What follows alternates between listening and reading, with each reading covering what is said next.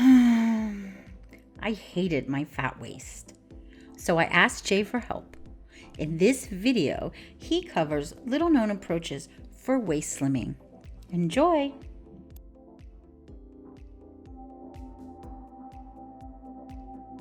For you to shrink your waist, the strategy you've been using so far is an okay start. Like, it's what I taught you before. If it's a yucky topic and you just feel bad every time you think about it, just don't think about it. Make sure your mood is high, you're in a good mind state, and focus on all the other wonderful things of life. And it's a good start to get the ball rolling. But it will only take you so far. Eventually, in life, you'll have to make peace with this topic. You'll have to deal with this topic. If you want to improve your waist, you're gonna have to engage your attention and engage your focus onto this topic and make some improvements.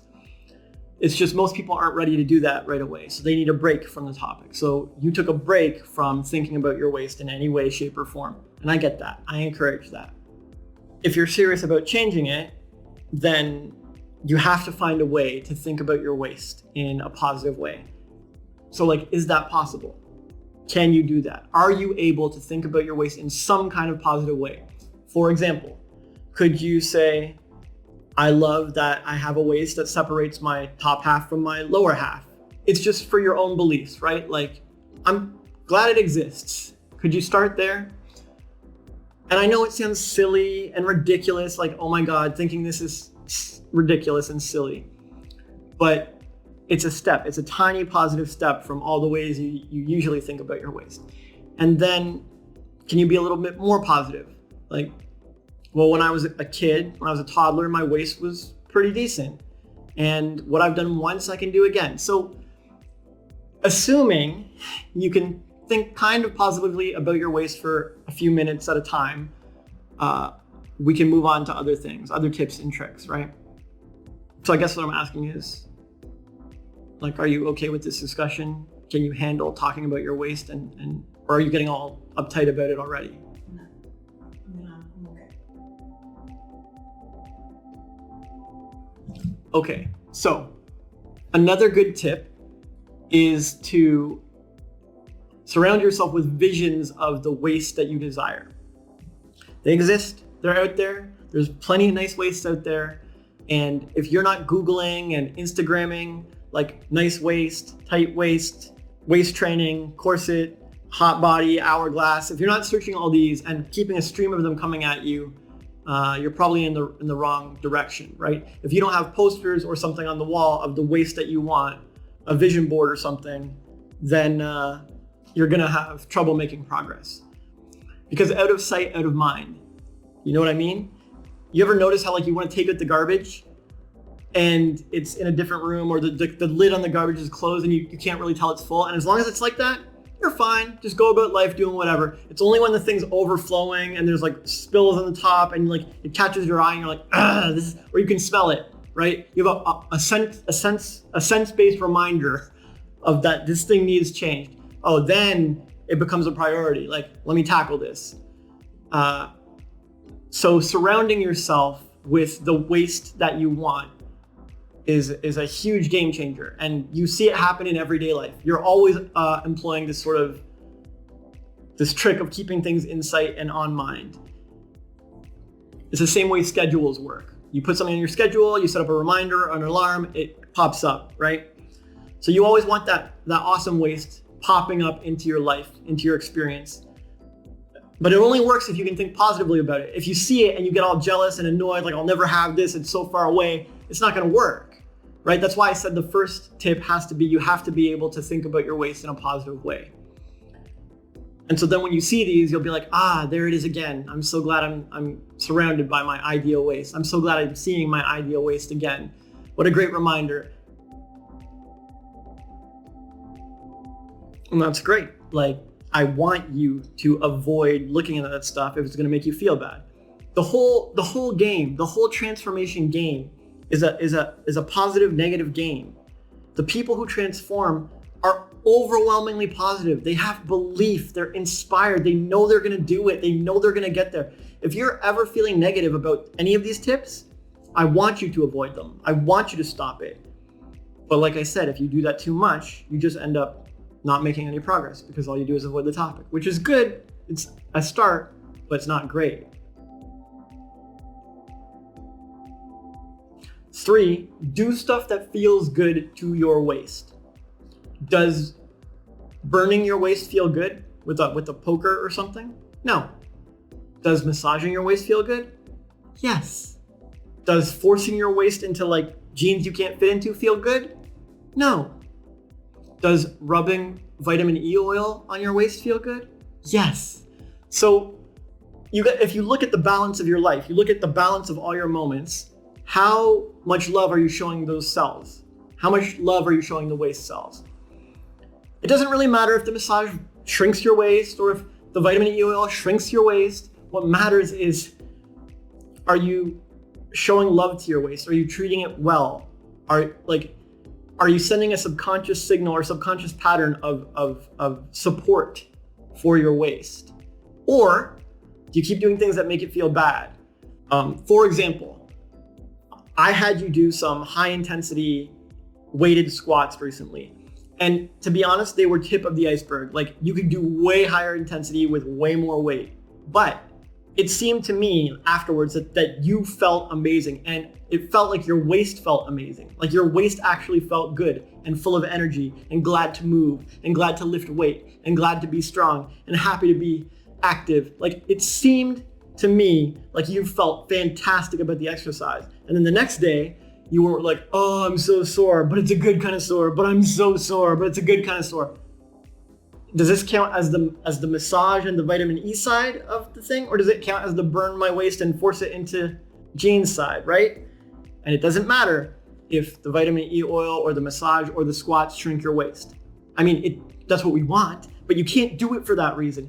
What matters is, did you do something that felt great to your waist? Because it's all a feeling game. It's a positivity game. It's an emotion game. It's an attitude game. And when you do stuff that feels good, like dance or lift weights, you'll keep it up. You'll do more of it. Your brain gets a dopamine hit, like endorphin hit of feeling good, and you will do more. Like, you're probably looking forward to the next time we do squats.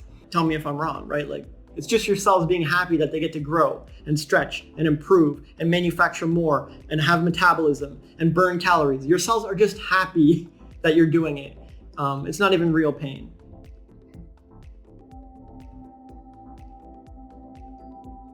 So yes, to me, the biggest, best, most amazing, most efficient body transformation exercise for glutes, waist, chest, anything is squats. High intensity weighted breathing squats.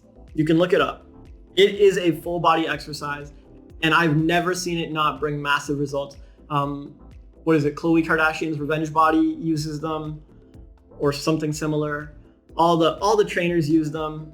You'll see them listed in every waist training exercise scheme. Squats, squats, squats, squats, squats. Everybody squats. Chloe Ting uses them, and it's no joke. But the reason they work is it's never explained. The reason they work is because it engages all trillions of your cells. All trillions of your cells, from the tips of your toes, like to the top of your spine. And they all start burning calories. They all start becoming better. They all start growing and strengthening and remolding themselves to your ideal body. People are like, oh, they'll make you blocky, they'll make you chunky, it's weight training, whatever. No, all the girls use them. It all works. All it does is wake up your cells to move towards your ideal body, whatever that is for you. For a sumo wrestler doing squats, it's gonna be a lot different than a supermodel doing squats. They'll both benefit from them, but the squats will be very different results for people. Tip 4 is to find a meal plan, not a meal plan, a food regime, like a food style that works for you. A food style doesn't mean you're locked into it, right? You might have a goth style in fashion, but sometimes you go to a wedding or something, like it's no big deal. A style is like a tendency, something you prefer.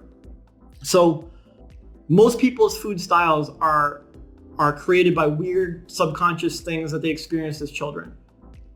I wish it wasn't like this, but that's how it is. They fiend after candy because they were denied candy as a child. They hate vegetables because they got slapped for eating their vegetables or not eating their vegetables, or they just associate veggies with something bad. You get the point. And this is not a healthy way to develop a food style, and it won't fuel your goals of a thin waist. It doesn't mean you can't have a thin waist while eating dessert. It doesn't mean you can't have a thin waist while having junk food. It doesn't mean you can't have a thin waist while eating 7 times a day or 1 time a day. Like, I'm not saying there's a rule. What I'm saying is if you developed a poor food style from a weird childhood or teen years or something, it won't help you. It will not help you with your waist goals. I'm sorry. But listening to your body, letting go of all of those traumas and all of those weird issues, opening your mind to food, opening your body to consume whatever it feels like, almost as if you were pregnant and had like pregnancy cravings. Like, the child wants what the child wants, and you're supposed to have the same feeling in life every day for yourselves. Like, you should feel like, I need to eat more now, or I need more water, I'm thirsty, I've been working too long. Most people ignore all of these things. Oh, it's a hassle. Oh, I don't want to get water. Oh, I guess I could eat veggies, but it's just, I have so much meat in the fridge, I might as well just go for it. Or, oh, I really want to be on the carnivore diet. I've seen so many people get thin on that and lean on that, but I don't know, isn't that just bad, right? Like, these are weird judgments in your head. You have to listen to your body and your cells. You're an individual, you know what's best for you, but it won't work if you're all messed up and like worried about a million childhood issues. It only works if you're in tune. Maybe you need to do some meditation. Maybe you need to do some research on food and like get clear in your head about what's what and what's right. You need to find what's right for you so clearly that if we sat down and had a conversation, you would be like, yeah, I used to do this, but now I do this for food. And I used to do this, but now I do this. And I found lately that my body's loving this, and I'm open to changing, but my body wants this. And I'd just be like, okay, you know what works for you. Like, damn, right? If you're not that clear, if you can't sit down with someone like me and just set me straight and be like, yo, this is what works for me and my waist, then you don't have it. You're not clear, you're not sure, and you need to do more work in this area. You need to study more, research more, experiment more, try different foods, open your mind, open your heart, open your soul. Like, the earth is an abundant blessing with tons of food, man-made, processed, not natural, raw, organic. None are good, none are bad. But you need to find what works for you.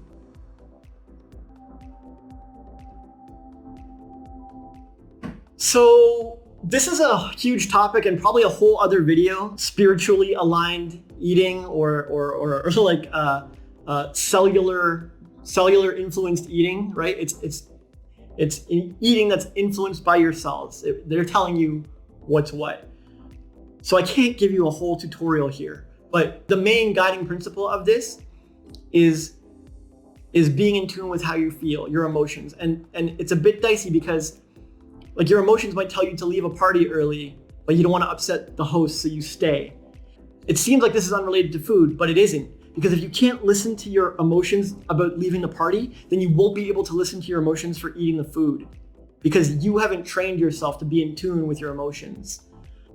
Or your emotions might tell you to change careers or speak up to your boss or something, or let a client go, but you don't because you need the money or you're scared or something. Again, you're not listening to your emotions, you're listening to fear, and this will translate to food. And you will find like you'll have a lot of trouble improving your body shape and your waist because your body's telling you what to eat, but you ignore it just the same way you ignore other emotions. So it's really important that you get in tune with your feelings and your emotions and you act on them immediately, no delay. If your emotions are telling you to do something and guiding you towards a healthier course of action for you, you owe it to yourself to explore it or try it or give it a chance or consider it. Anything but avoid it and deny it and dismiss it immediately, especially when you're getting a craving to eat something. I'm not saying run out and pig out on ice cream, but maybe, I don't know, maybe you start up the ice cream diet and you become famous for it. I don't know, but you got to be honest with yourself. No one can do this for you. No expert, no doctor, no one. You're responsible for your emotions.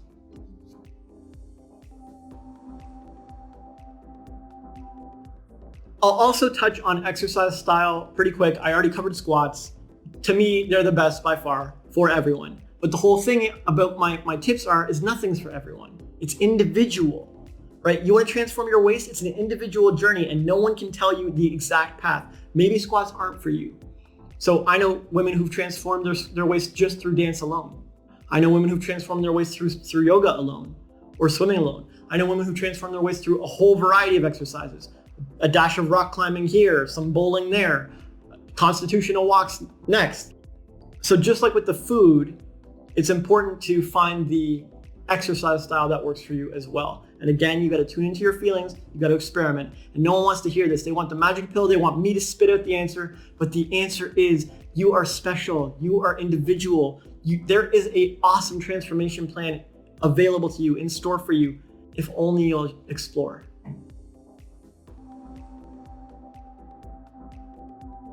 One final tip, waist training and corsetry. This is a whole community, this is a whole big thing. People are into this. There's a lot of controversy around it. Is it healthy? Is it not? Kim Kardashian does it. Should I? I'll just point out that your body is a miracle. It's super adaptive. It can evolve and adapt to almost anything. It can be put in super weird conditions and come out shining. But it all depends on your mindset and your beliefs, and if you're listening to your body. For some people, waist training and corsetry will work fine. Their body will rearrange the organs, rearrange the bone structure, your waist will pull in, it'll be fine, no big deal. For other people, it'll cause a lot of health issues. But if you're in tune with your body, you can tell. You can tell. And you can tell if you maybe I just got a bad corset, and you can experiment again. Let me try a better size or whatever. It's up to you. Or you can just write it off. Nope, it didn't work for me, I hate it. However you approach it is up to you. But I'm saying don't write it off. A lot of women have succeeded greatly with this and been fine in their life. And so it's probably worth a look. It's worth your exploration. It's worth a little research. I'm not saying go out and injure yourself, but it's worth exploring. Waist transformation is a huge topic. I've done my best to cover the parts that people don't talk about. I've done my best to give you the secrets and the foundations. All the stuff that you need sort of before you listen to all the YouTube lessons and stuff. I hope it helps, but if you have any more questions, join me in my private, exclusive, underground Facebook group in the link below. And I'm off to go drink some skinny tea.